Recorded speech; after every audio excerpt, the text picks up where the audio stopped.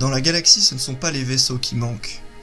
Les croiseurs de combat, cuirassés et autres destroyers du conclave côtoient les corvettes et les transporteurs de marchandises. Mais il en est un à l'apparence singulière, le Cornelius. Son fuselage aux couleurs et aux matériaux hétéroclites en ont déjà surpris plus d'un. Pourtant, son capitaine ne l'abandonnerait pour rien au monde.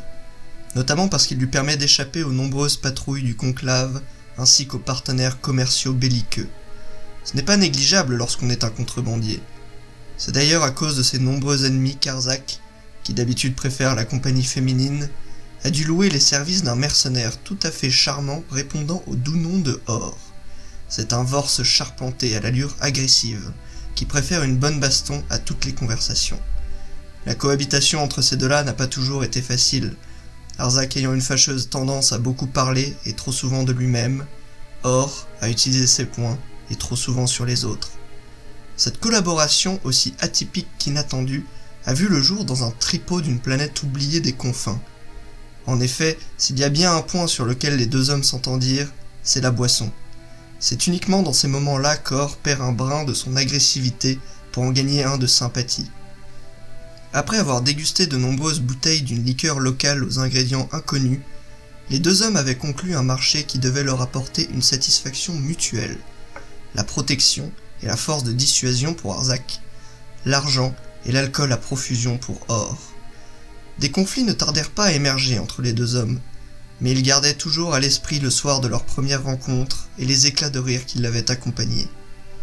Leur collaboration n'avait pas effacé les nombreux défauts de paiement qu'Arzak avait contractés dans la galaxie, et la douceur caractéristique de Or n'avait pas arrangé les choses.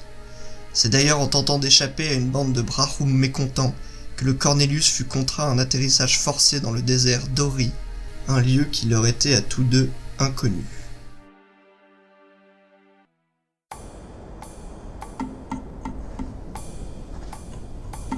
Ah, ma tête. Ah, mais où est-ce que je suis? Or? Mais où est-ce qu'on est? Où est le vaisseau? Mais Or! Pose-moi par terre, Or!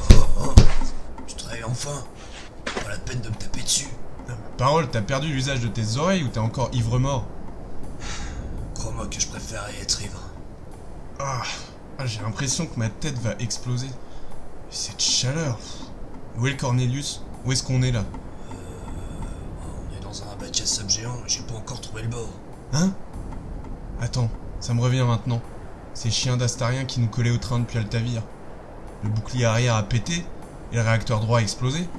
J'ai dû manœuvrer pour nous poser en catastrophe sur cette planète paumée. Et... puis je me souviens de plus grand chose ensuite. Et après on s'est retrouvés dans le pire endroit possible pour passer nos vacances. Le désert à perte de vue. Je pense que t'as dû te cogner la tête vu la tache de sang qu'il y avait sur ta veste. T'étais dans le cosmos et tu commençais à délirer. Le Cornelius devenait un vrai fou. Du coup je me suis dit qu'il fallait mieux décamper avant de finir en raclette. Tu pouvais pas marcher donc je t'ai porté sur mon dos. T'as continué à délirer un peu, puis bah tu t'es évanoui quoi. Ouais, d'accord, super. Alors par contre, Or, dis-moi que t'as trouvé une carte de la zone dans les données du vaisseau avant de partir. On a une base de données dans le vaisseau. Mais par le grand inquisiteur, qu'est-ce qui m'a foutu un abruti pareil? Quoi? Quoi? Bah non, rien du tout. T'as une brillante idée. Quitter le seul endroit où on était en sûreté pour foncer droit dans un désert aussi brûlant que l'entrecuisse des putains d'Altavir. C'est du génie. Bon, même si c'est moins humide ici. En tout cas, c'est parfait, bravo. Les gens de mon peuple n'ont peur de rien. Et encore moins d'une entrecuisse. Bon, fais-moi le plaisir de te taire que je puisse réfléchir un petit peu. Et donne-moi de l'eau, je suis desséché. Mais crétin de Vorse, t'as pas pris d'eau? Et tu veux notre mort ou quoi? Et c'est pas possible d'être un incapable pareil. Ça va, calme-toi un peu Arzak. Je regrette déjà que tu te sois réveillé. Tu faisais moins de bruit quand t'étais assommé. Faut que je me calme un petit peu là. On va reprendre nos esprits. Va falloir qu'on garde toutes nos forces pour nous tirer de ce mauvais pas.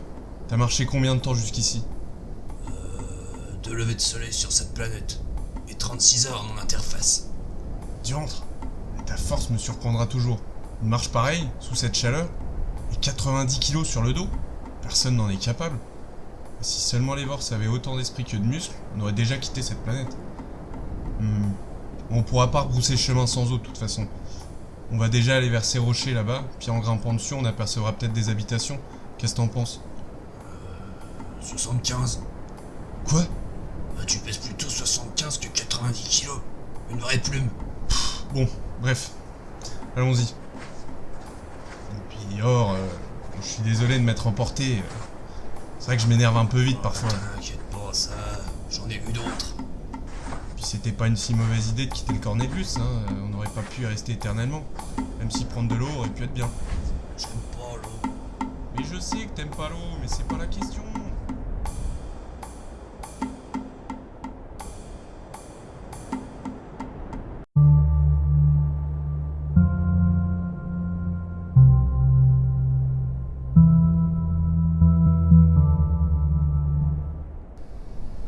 Pendant ce temps-là, et plus loin dans le désert, une autochtone solitaire avançait d'un pas décidé sur le sable brûlant.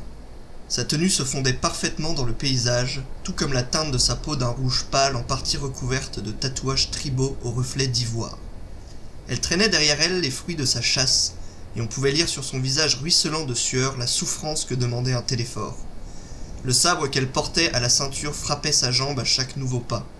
Elle s'arrêta alors quelques instants pour reprendre son souffle, le regard fixé sur l'horizon.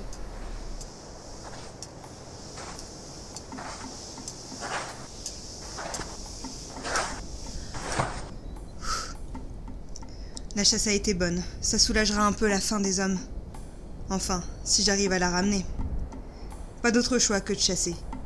Comme si les combats ne suffisaient pas. C'est la faim qui va tous nous achever. Mais je me suis trop éloignée du camp. Il faut absolument que je me repose un peu avant de reprendre la route. Et ces 4 fruvards à traîner ne vont pas simplifier la tâche. Ah là là, Vélésina, tu t'es encore montrée bien imprudente. Et le vent du nord qui se lève avec ça, plus sec que jamais. Une géante grise approche. Il me faut un abri pour passer la nuit. Allez, direction l'amas de Rouge-Rock. C'est pas tout près, mais je vois pas d'autre solution.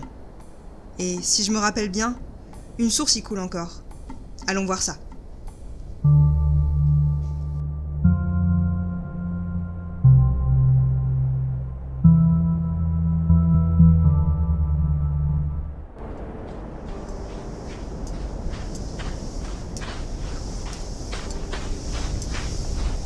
C'était -1. La tempête sera là dans moins d'1 heure. Bon, il faut que je trouve quelques bois morts et faire un feu si je veux éviter que la famille de ces fruvards vienne me dévorer. Et allons voir si cette source ne s'est pas tarie.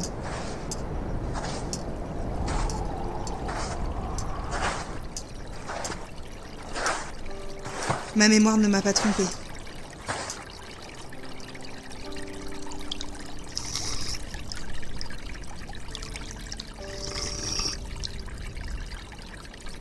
Ah, le désert, mon désert. Je t'aime plus que je te hais. Et crois-moi, j'ai toutes les raisons de te haïr. À première vue, tu ne sèmes que la mort et la désolation, rejetant toute forme de vie. Et pourtant, à y regarder de plus près, cet apparent dégoût cache un amour pour tout ce qui pousse et tout ce qui respire. La moindre goutte d'eau est un cadeau, une récompense que tu distribues après chaque épreuve. Et c'est Dranok qui souillent ton sol depuis trop longtemps, écrasant, détruisant tout sur leur passage. Depuis trop longtemps, ton nom n'est plus respecté par ces êtres abjects, avides des corps. Tiens, qu'est-ce qui arrive par ici? Des marchands égarés peut-être? Ils ne doivent pas être du coin en tout cas. Personne ne passe par ici en temps normal. Ils ont l'air à bout de force. Et la géante grise qui les talonne? Voyons voir s'ils arrivent à venir jusqu'ici.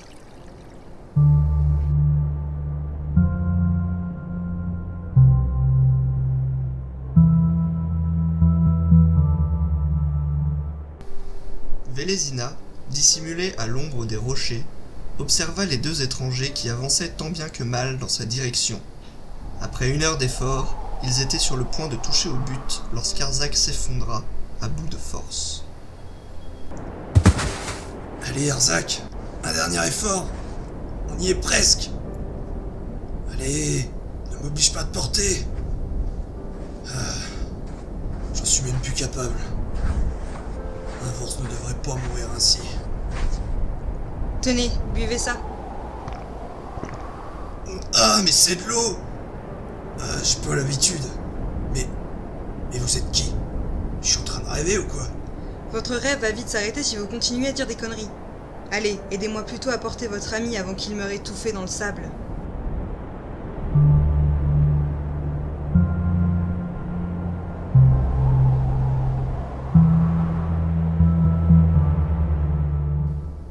Plus tard, Vélésina, Or et Arzak, qui avaient repris connaissance, étaient assis à l'abri de la tempête, dans une anfractuosité de la roche. Un feu crépitait déjà lorsque le soleil se coucha. On vous doit une fière chandelle. Il s'en est fallu de peu. Nous vous sommes éternellement reconnaissants, madame. Mademoiselle, peut-être. Très bien. Au fait, on ne s'est pas encore présenté. Je suis Arzak, humble marchand intergalactique. Et allez, c'est reparti.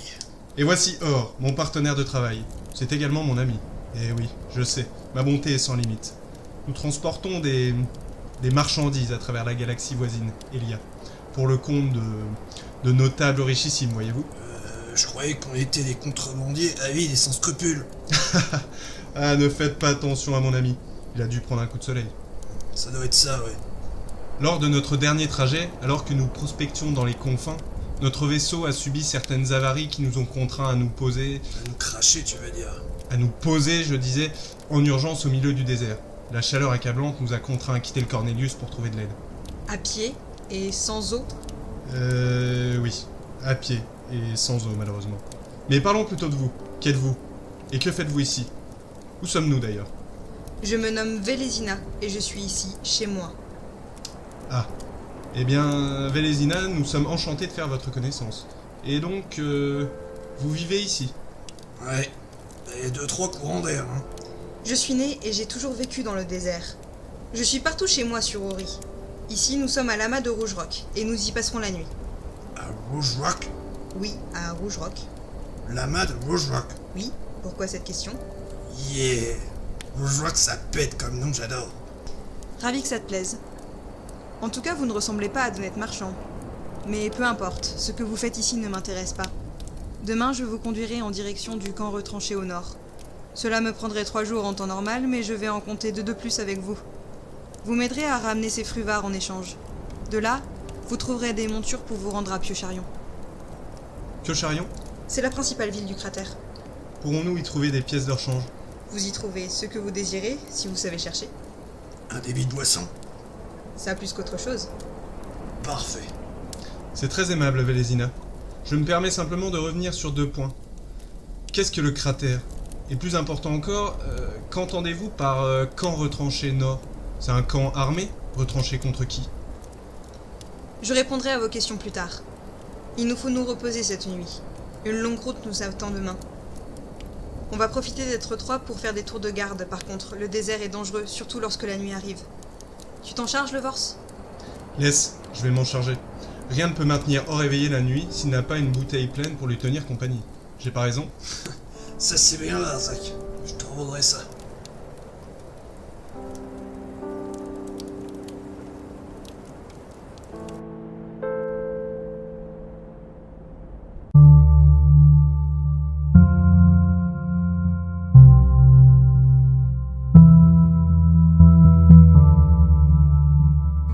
La nuit était tombée, noire et sans lune.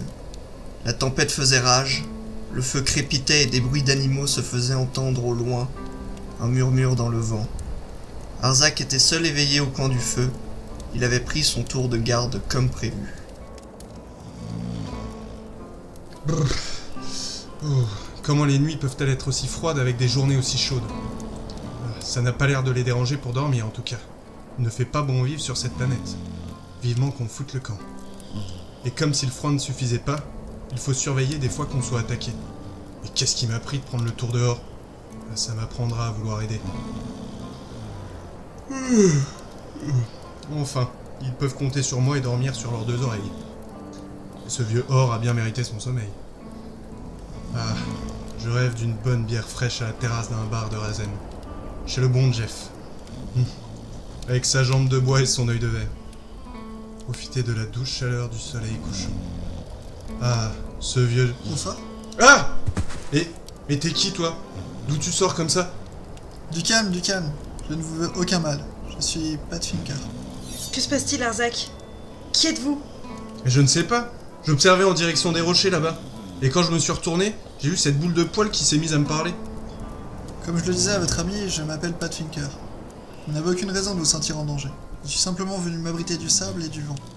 J'ai été surpris par la tempête. Là d'où je viens, loin dans les montagnes au nord-ouest, elles ne sont pas si violentes.